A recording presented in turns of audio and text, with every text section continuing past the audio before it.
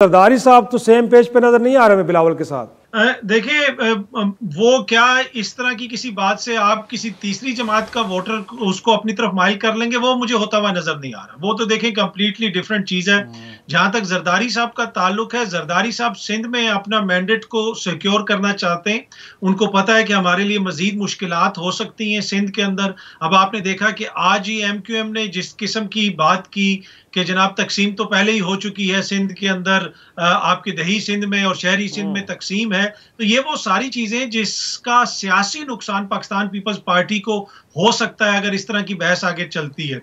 तो मेरे ख्याल में जरदारी साहब सिंध के हद तक अपने आप को सिक्योर करने की कोशिश करेंगे, और उसके साथ साथ जो अगली आप सदर का ओहदा है उसमें भी उनकी ख्वाहिश होगी कि नून लीग के साथ भी मिलकर चला जाए और दीगर इत्तेहादियों के साथ, और जरदारी साहब को अगर सदर बनाया जाता है तो उनको भी उसके ऊपर एतराज नहीं होगा।